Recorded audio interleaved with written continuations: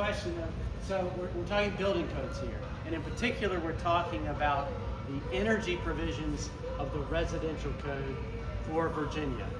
And first question was, why does it say 2021?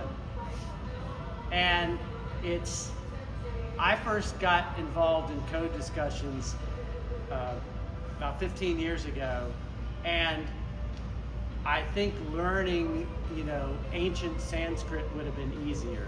It is, it's one of those areas where you think it's probably intentionally confusing to maybe preserve jobs or preserve, it's like a turf. It's hard to break in, to understand, and the experts they're like rattling off chapter and verse and chapter and verse, and I got involved because I was interested in making houses better, and in particular applying building science and smart construction to save people money on their energy bills. But so 2021, because Virginia, there's no national code. Every state has their own code. In some states you have independent jurisdictions which have their codes. But there is a national organization that creates what they call model codes, and they update it every 3 years. And we have just now adopted our version of the 2021 model code. And we do that usually about 3 years behind their cycle. But then we don't change the name of it.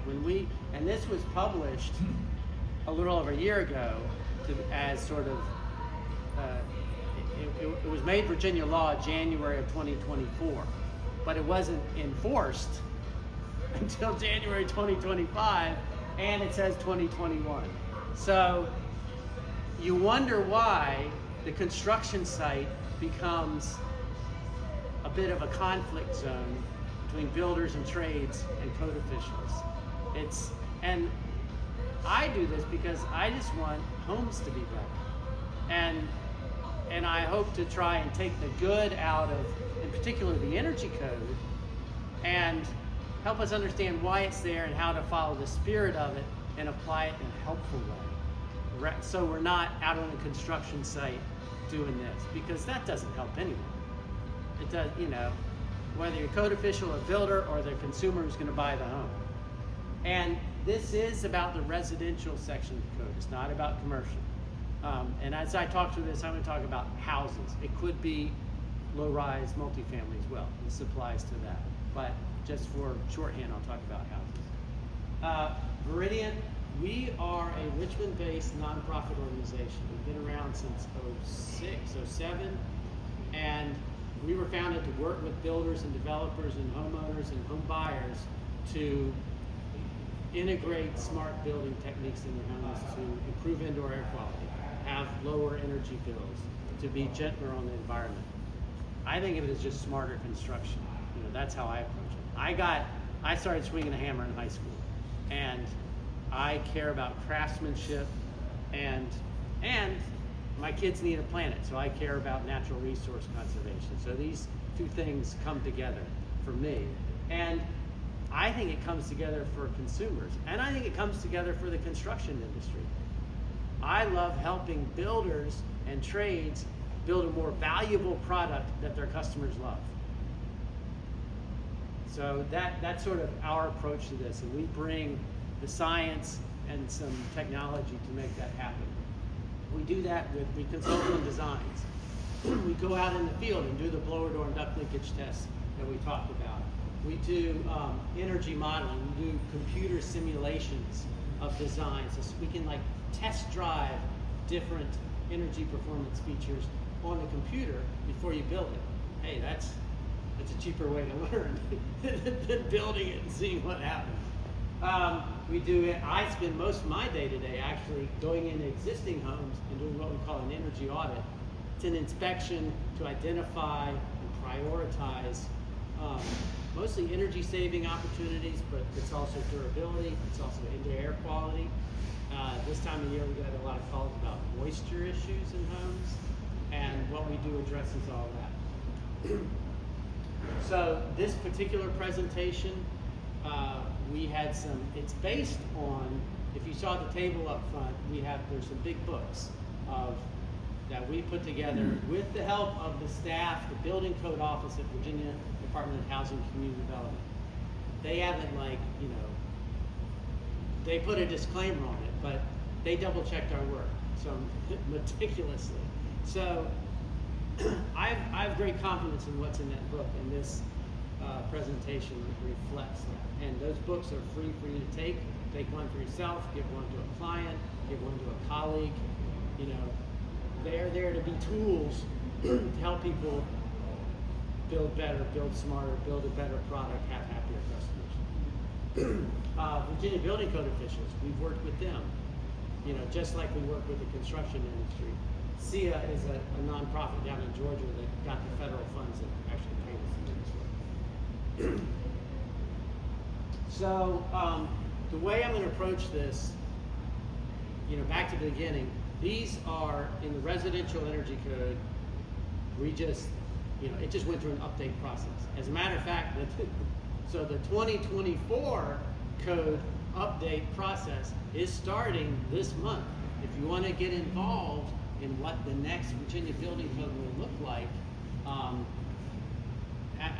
can tell you who the folks at Virginia Department of Housing and Community Development, who to talk to get involved. We need good people to get involved in that with all manner of expertise. Structural, indoor air quality, fire safety, everything. So, and it will be to create our 2024 code. That's what we're building now, just to keep it confusing. But every new code has, in the energy sector, here's the thing about energy.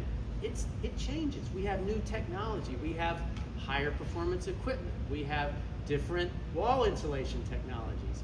We learn more about indoor air quality. We go through COVID and learn about indoor air quality. And people throw a lot of money at it. And some of it is throwing money away, and some of it isn't. So the energy code has changes. The 21 version replaced the 2018 code. And so this is going to go through what we identified as the top 10, but it goes to 11, changes in that. There are other, word changes and things like that, but these are what I think are the material ones. And we'll have a little bit more at the end. I like to start a lot of presentations with just sort of a level set of where does, people talk a lot about the cost of housing, and usually they're talking about like the mortgage or your rent. Well, there's more to the, you don't just buy the house and, oh, I'm paying my mortgage. No, you pay to heat and cool it. You pay to keep the lights on. I talk about the total cost of housing. The cost not only to pay the mortgage or rent, but also, your necessary utility bills. Electric, water, maybe gas, maybe propane, oil, however you're heating it. And so this is where, and this really varies. Some homes have really terrible energy bills. I talked to a lady the other day, she's paying $500 a month for a modest house all winter long. I'm like, I can help you. There's a problem. But here in Virginia, we, heating. We put money into heating. A lot of people think ACs are big on Virginia. It's not the biggest energy user. We're a heating dominated climate. Put a lot of money into water heating. And then we have this section of other grows every time it's all the things we plug in. It's so many things, and that sector gets a bigger piece of the pie every time we get into data. But it's sort of a level set of what we're talking about, where we're going with this. And when we talk about the building energy code, we're addressing heating and cooling primarily. Some of it's lighting, some of it's water heating too. It's a big chunk of this. All right. In the interest of time, this is just a summary. I repeat this at the end. I'm going to jump right into this, and then I'll summarize at the end. And, a lot of this is kind of in the weeds. So, yeah. So, there's no dumb question. If you have a question about how is this relevant to my painting business or my flooring business, spit it out. We might be able to I want this to be relevant to y'all. I mean, y'all are taking time out of your day to be here. Richard. So that previous slide about the pie chart, the 11% other, is that all electric? This is all energy. So it's. Well, I know, but isn't that? I bet it is primarily electricity, Okay. but it could also be like a gas log, I guess. It's also cooking, so it could be gas cooking. Okay. So it's not necessarily, and it's you can also find one of these that's just electricity, pretty readily. You know, it's if you do something like an Eero, a mesh, a wireless mesh system, and you mentioned something about things that are plugged in. Open that and just look at how many devices are on your wireless mesh system. I bet you'll find 75 to 100 items you have no idea are plugged in, somehow drawing power, being used in some way in your house. It's crazy. I don't know what a Euro wireless mesh is. What is it, Charlie? Oh, like an Eero system, or what's another one? Like Alexa is one. I think they do it. Oh, gotcha. Yeah, Eero's a brand. Oh, gotcha. Okay. Yeah, for Smart. having wireless internet throughout your home. Or trust me, 90% of the people in here have one. You just don't. If you don't know that you have one, then there's another reason for 31%. Right. I've probably 3 in my house. Yeah. All right. So for a long time, part of how the energy code is written, because a lot of it is about how much insulation you need. And how much insulation you need depends on where you live. If you live in, we were talking about San Diego, or if you live in San Diego, it's always 77 degrees. You don't need much insulation. You live on the coast of Maine, you need some insulation. So that drives portions of the energy code. And guess what? You know, and this is not a political editorial. The climate is changing. I mean, if you've lived in Richmond for a while, you know that. Azaleas didn't used to bloom in January, and cherry trees the way they used to. But for a long time, Virginia was all climate zone 3. Now or climate zone 4. That North Carolina's climate is creeping north. These are data from the American Society of Heating, Refrigeration, and Air Conditioning Engineers. Not a political organization. The engineers who get called when someone's not comfortable. That's all they're doing. They're just looking at the temperature. So what this means is the amount of the insulation levels are changing. And Virginia used to be all one, which was very convenient. Now it's more complicated. So this is a change in the new building code. For us energy nerds, this is a table straight out of the code that lists R values of portions of buildings. R value is resistance to heat flow, and a higher number means it resists heat flow. It's like, at what degree rating is your sleeping bag? If I'm going camping in the wintertime, I want like a bag rated for 5 degrees. I'm not taking my summertime bag that, I was down at the beach in June. And so the other thing that changes with the energy code, the climate zone changes sort of, not much we can do about that, but we also tend to increase our values as the price of energy gets greater. And as our building techniques like insulated sheathing come on the market to allow us to more cost effectively keep heat and cool inside the building. Back to that chart of how much of our energy, that could just soon be dollars, right? Energy costs dollars. So when we're thinking about how to keep more of our heating dollars and cooling dollars in our wallets, well, more insulation keeps it in our homes. The question is, well, how much? And that's part of this the push-pull and the discussion about the energy code. It's like, well, how much insulation is cost effective? And those discussions sometimes get heated, depending on who you ask. And some people say, well, that, again, that shouldn't even be part of the code.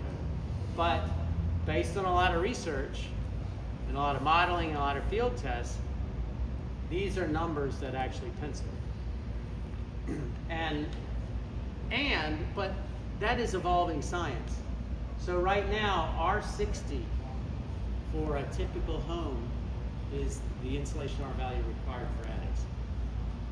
Interestingly enough, with the new code cycle, that's going to go backwards. It's going to go back down to 49, where it's been for weird numbers, right? 49?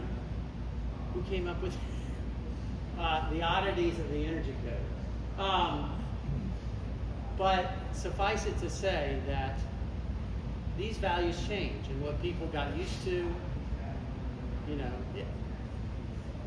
in construction, I mean, y'all are in the broader construction industry, you got to be on your toes. Things change, markets change, the economy changes, products change, the code changes, and so all this is about keeping update with what are the requirements in the code. Yes, ma'am. You'll have to excuse the Please. ignorance if this is a ignorant question, but my challenges I'm finding is that houses are sweating through their air conditioning onto the ceilings in the second floor of the older homes, and I just don't know if the cause is, bad HVAC system or the insulation in the attic, or not any of the above. You keep shaking his head. Is that a bad question? No, it's a great question. What's causing it? There's two main things.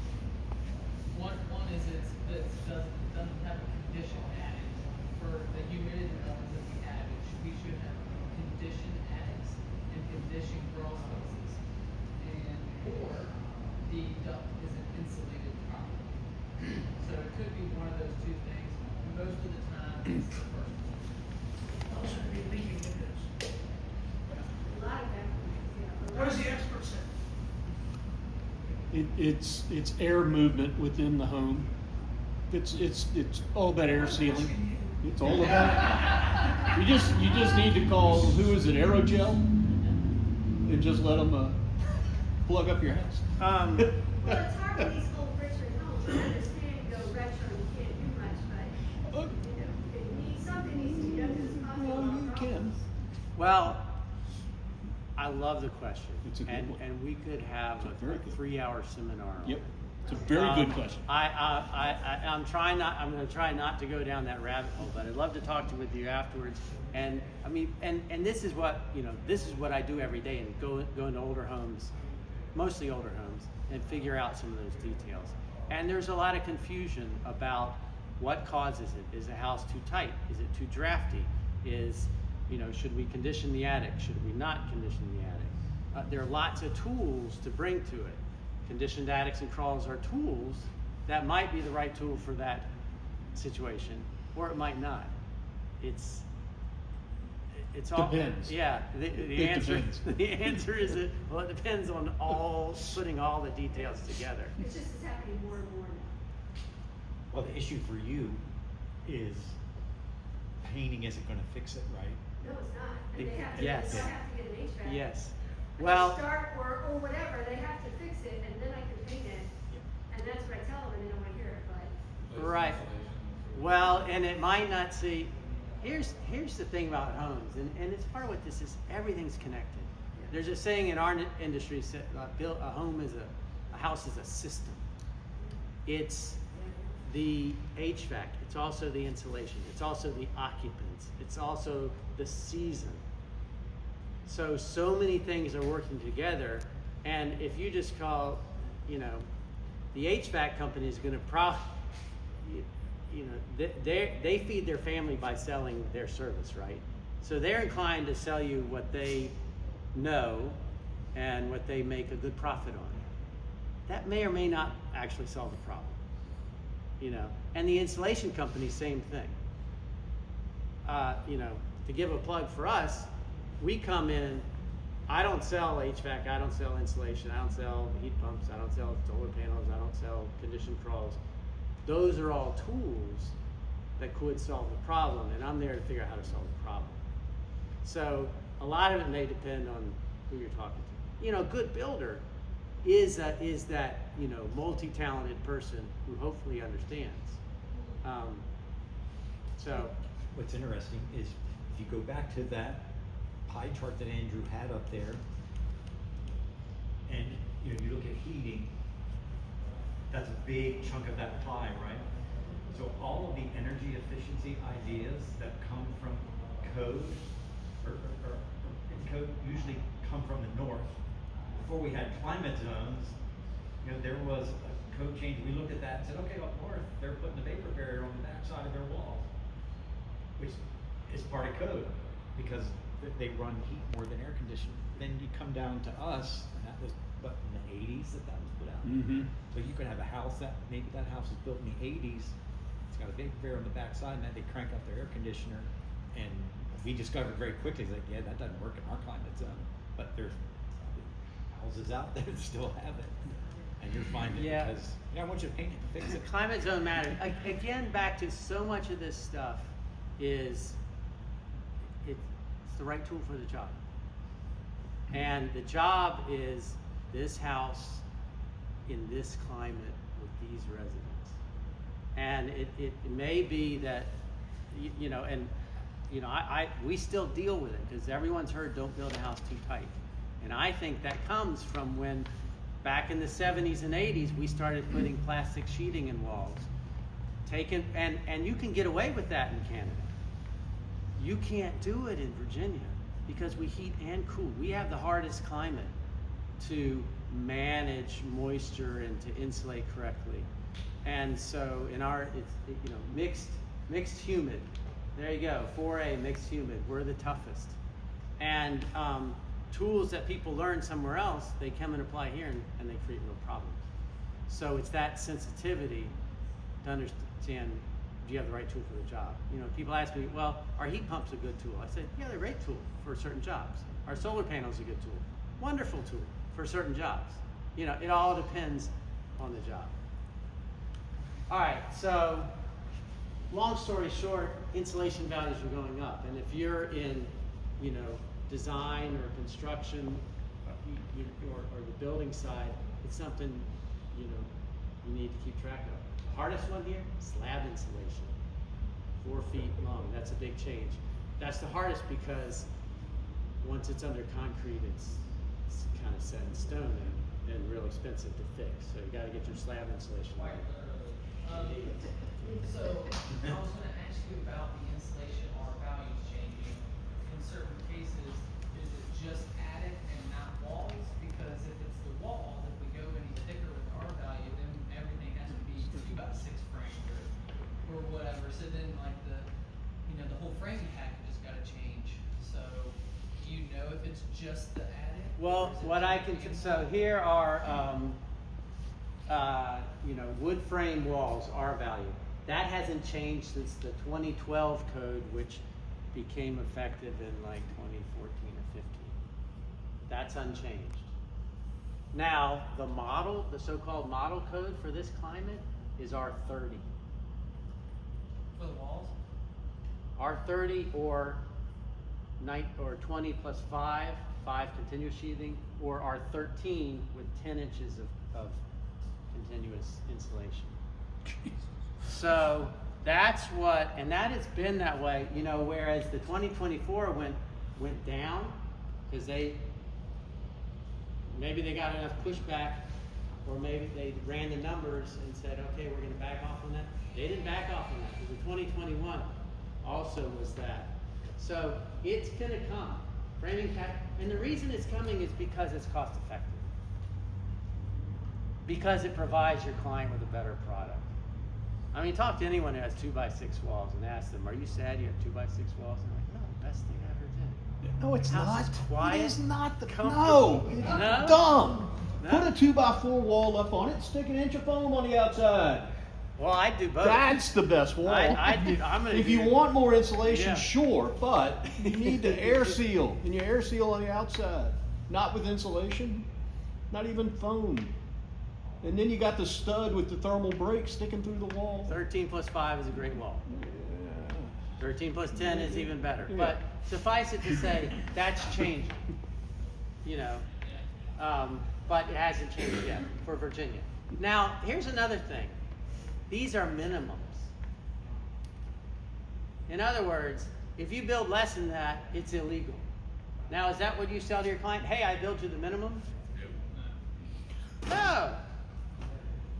So, you know, it's just funny. I can think back when I first started in construction. It's like there's this phobia against spending an extra penny on insulation.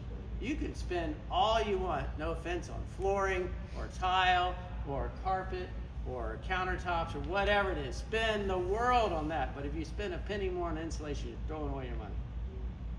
Really? What? It's infrastructure. They're not spending money on infrastructure. City of Richmond keeps proving that. Well, there you go. That stuff that's out of sight, out of mind. Right. It's easy to say, Yep. no, I'll go with the minimum. Yep. Well, are you building a house for today's energy prices? Because this is the cheapest energy it's ever going to experience. Or maybe, how about 5 years from now? Dominion's trying to raise their rates 50%. That's what they're saying out loud. That's because they're pushing solar. No, that's because of all these data centers. Solar's the cheapest energy on the planet right now. It's for all these data centers that are coming online.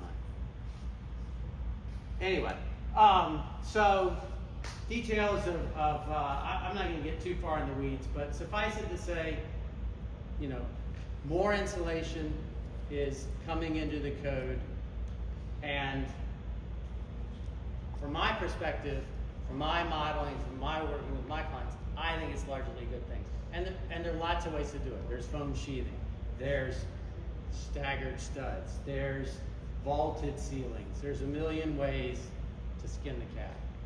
And that's good because houses are different, builders are different, clients are different, different trades have different skills. That's what keeps our work interesting. Slab insulation, here again, it's not, the R value is the same, we just want a little more of it. Which if you do the energy modeling, the software work I talked about, you know, this stuff conducts. You go in a building with no slab insulation, you know, in the summertime you get out to the edge and it starts to, is that wintertime? It starts to sweat, or it starts to get in the wintertime, it's very cold, and then you get condensation on it. It's a safety hazard, if nothing else. Slab insulation is a good thing. Here's an interesting little thing. I'm going to show the diagram first. So here we have like a vault up in an attic, and here's a conditioned room. What we require now is some sort of dam here to keep, if this is loose insulation, to keep the insulation in place out to the wall perimeter. This is a house, these are pictures I took in Midlothian of the problem where the insulation just sort of gets to the edge and it kind of tapers off to nothing. It falls on the floor. And exactly, and then if I'm on the inside of that room and shoot that corner with an infrared camera in the wintertime, shows up very cold. And so this sort of detail can solve that problem. We were talking about details. Yeah, it's little details that I think make it more comfortable, make it more cost effective. And that doesn't look like it's expensive now. It could be a piece of cardboard. It really could be nothing. Doesn't the code allow some sort of reduction at certain heat conditions? Absolutely, yes. And that even goes back to, I'm really trying to get my head around that, I'm not sure I quite understand. No, we did a Zoom with you guys 8 months ago, whatever. And one of the things that I can't recall who was presenting for you, but he said it doesn't tell you how thin you can make it. You can taper it all the way down to nothing.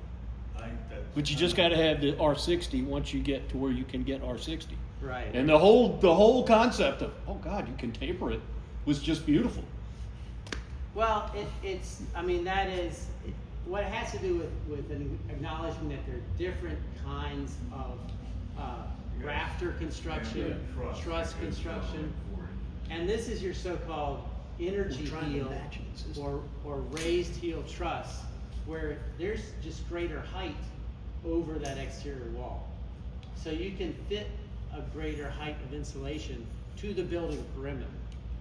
Problem with this is, here again, it's a version of, you know, the dam thing I was just showing you. It tapers off because there's no room, because the rafter comes down.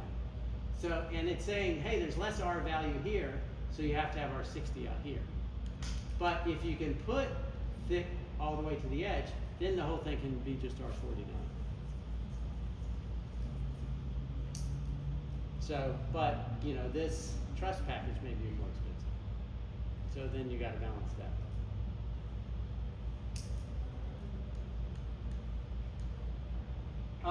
Floor insulation.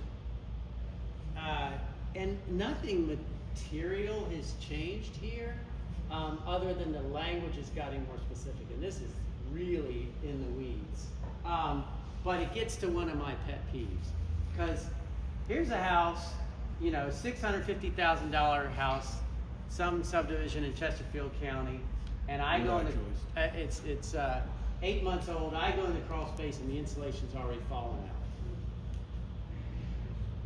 And it's because those wire stays that they put in there, in my reading of the code, don't meet code. Because the code says installation shall maintain permanent contact with the floor above. And those wire stays, they fall out, they rust, they fall out, they shake out. Any number of reasons, you cannot call them permanent. But they're cheap, they're quick, they're easy, and inspectors pass them. Do you see in that situation where there is, and this looks to me to be a wood eye joist that's 16 inches on center, which is not 14 and a half inches apart, it's 15 a quarter or, you know, something like that, Yeah. that they use a 14 and a half inch insulation instead of a wider width back that would be Right. better for that. You see Yeah. that happen? Yes. Okay. Yeah. Which is gonna be another ding against those wire, because it's fully supporting the piece of Right, yeah. insulation. Yet another detail. Yeah, yeah. Anyway, you know, there are different ways to insulate a floor whereby it's permanent. Here's an expensive one. You can blow foam against it. You could fill the cavity and have some sort of netting below. That's a reasonable option.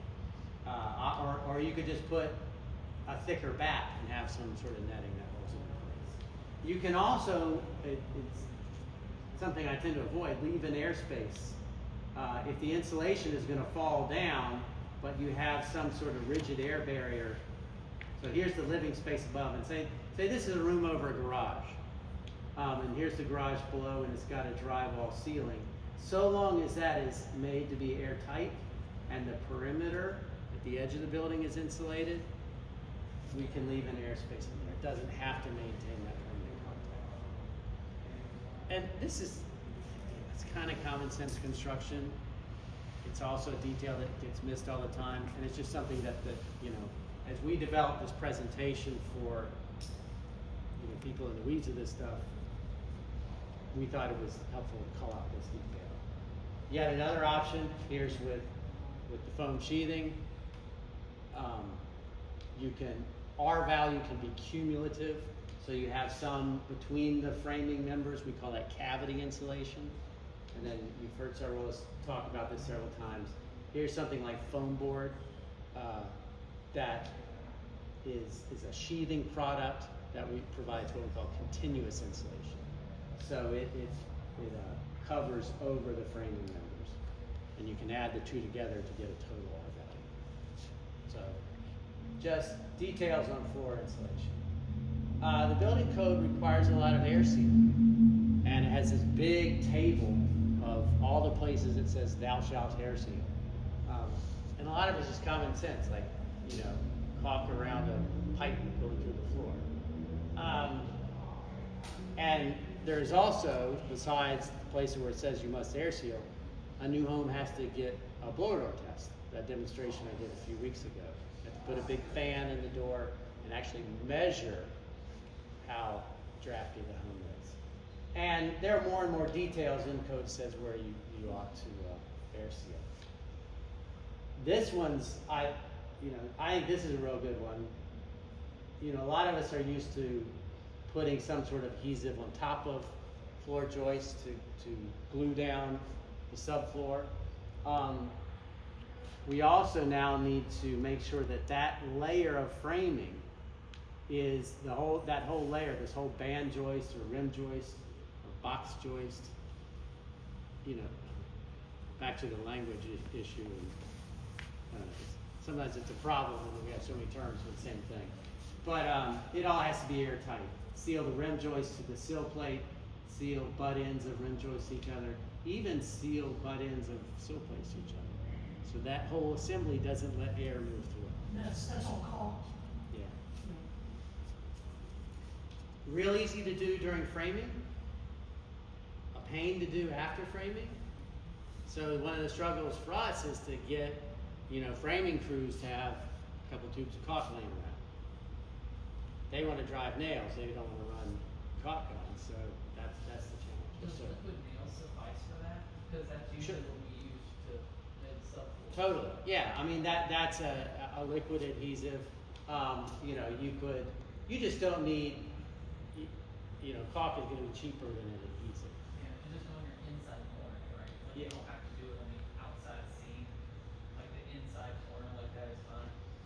Sure, yeah. The point is that you don't want air moving through this assembly. However you do it, you do it outside, inside. As a, you know, if it's already built, it might come back from the outside and do it there.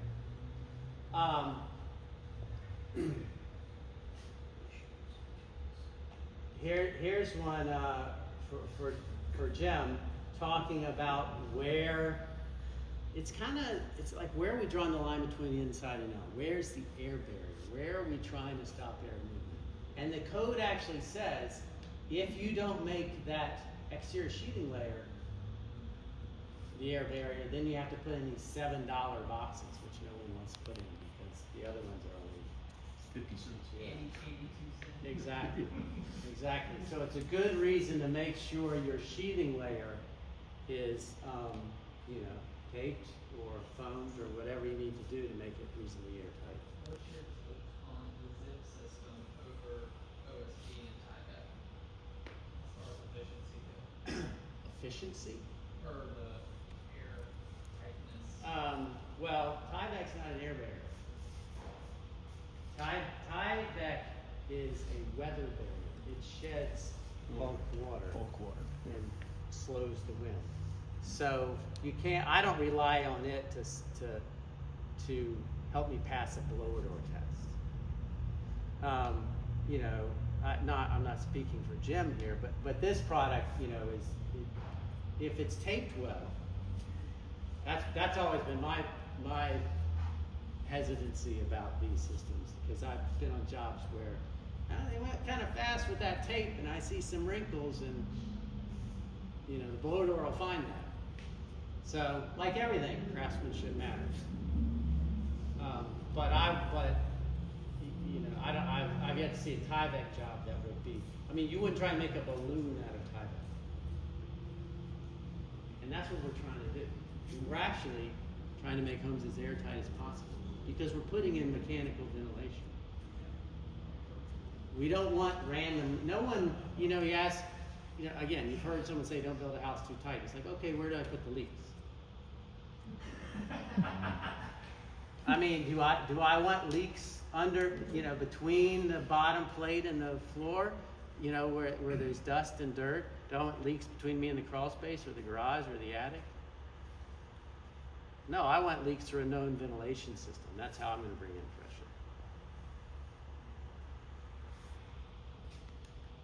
air. All right, I don't want to keep you all. I could talk about this for a while, so I'm gonna cruise through these slides and I'm glad to follow up on all manner of questions. Duct leakage. For a while, code is required, since the 2015 code, which went into effect, I don't know, in the 1830s, who knows, in 2018 probably. 2019. Yeah, there you go. It required, if you get a new home, someone signed off and said, I tested the ductwork for leakage. What number? I don't know. Do you have the equipment? No. But they signed off on it. This is a real problem. It's less so then. But when it was introduced, we went out and tested homes. And there were homes that someone said, we're ready to go with a duct leakage test. We tested it was 40% leakage. Just fact. I saw a study a few years ago where they went out and it was a brand new house, and there was like a 2-inch gap and a big piece of duct in the attic. And it snapped together and it just blew right apart. Yeah. I mean, so when you're, like, here's a building where if that duct leaks, well, it leaks to the inside. I mean, those holes are there on the inside. But imagine if your ductwork is in a vented crawl or a vented attic, that leakage is just to the outside. That's your money. You are actually blowing dollars out the window. So we want duct leakage to be very low. And now, it used to be we only had to test it if it was in unconditioned space, like a vented attic or vented crawl. Now, even the ductwork in conditioned space, because they're not, I assume this is the duct pipe. I mean, it has. Oh, yeah. You know, in your house, you have registers, 1 or 2 registers in each room, and the rest of the ductwork is hidden somewhere else. Even if it's like in the ceiling of your finished basement or somewhere, you don't want leakage behind the drywall. You want the air in there to come out at the register, so the room is getting the right amount of air. So now we even have to test systems where all the ductwork is in conditioned space. And it improves comfort, it improves air quality, less energy savings, but I think still good for satisfied customers. There's my friend Bill doing a duct leakage test, and some of y'all saw one a few weeks. Oh, here's the data. Right after the 2015 code came out, so 2017 we were out in the field testing, and we found, let's see, of our somewhat random sample, not really random because it was only the builders who let us on site. Plenty were like, you want to do what? Nah, couldn't see it. But they let us on site and they let us test it, and we had here 28 that were 15% or greater leakage, and so there really were some at 40%. It's got, I'm sure it's gotten a lot better. That was, we had just taken the training wheels off there. Ventilation.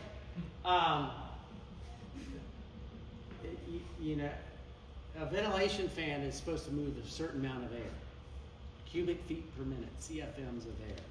And one interesting thing is when you try and push, you may have an 80 CFM fan, but you try and push it through something that's been stepped on and wrapped around and squiggled and is about 20 feet too long. Guess what? It doesn't move 20. It doesn't move 80 CFMs. So what's different now? Since the 2015 code required all new homes in Virginia to have a mechanical ventilation system of some kind.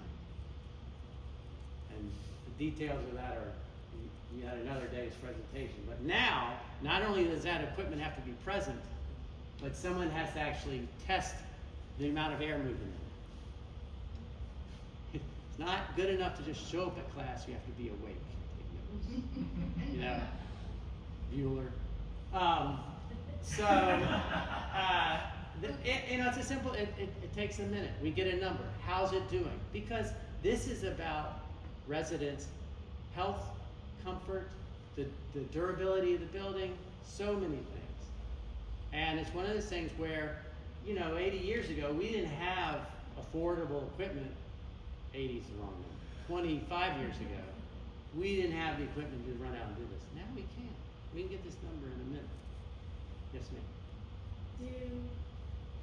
exhaust fans have to vent outside, or can they still vent into the attic?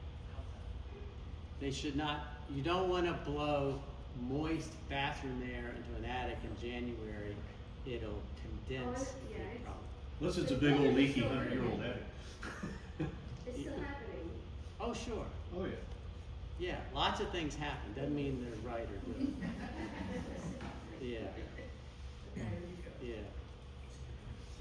So a multi-floor house, you know, top floor is hotter than the lower floor, bottom floor is really cold. How do you balance the temperature on each floor? That's another day's presentation. Oh my God. Well, the answer is it depends. Yeah, it's real. I mean, boy, it depends on a lot of things. I mean, How cold? but yeah, you might be able to tweak the existing thing. You might have to add more equipment. Yeah, it's complicated, but the basic, warm air rises, and the distance from, so many clients I deal with, there's one air handler in the crawl space. It's a 2-story home, and their bedroom on the top floor, it's a quarter mile from the air handler through all this twisty ductwork. There is almost zero air coming out of the register, for good reason, because air that gets blown in your duct system, it follows the principle of, if I lived here, I'd be home by now. It takes the first exit. That's just what moving air does. I like that. And so if there's a supply register close by, if it can squeeze by the other ones, it's going to go out. And there's just not enough left by the time it gets to the last exit. So, that's one of many problems. And it probably maybe had to go through a hot attic to get there. So many issues depending on the construction. Again, we could talk all day on how to achieve effective ventilation that really protects people's health, that really maintains a good indoor air quality. There's the cheap way, there's the little bit better but still sort of screwy way, and then there's the way that works, which costs, this can be done with really zero added dollars in a new construction. This hard to do for less than $600 added dollars. $600 for a 80-year product that costs $500,000. Yeah. Lighting. There's gonna be a lot more daylight sensors, occupancy sensors, rheostats, part of code. Inside and outside, just to help people say, this one's, I'm not crazy about this one. It's a little big brother, but it's in code. I'm not even, and then there's this totally screwy part. So you did all that, and then you got to do one more thing, but you get to choose. This is too complicated. I'd rather talk about some of this other stuff, but this is a place where we can, with energy modeling, with talking about different tools to bring to it. I mean, this one can be a problem for builders, or they could design the problem away. Keep all your ductwork in conditioned space. You no longer have to pay attention to this. Spec do some extra, take our minimum and add R5 foam sheathing. You've done this. Put in a heat pump water heater. Boom, you're done. So it's complicated and annoying, but if you let it be.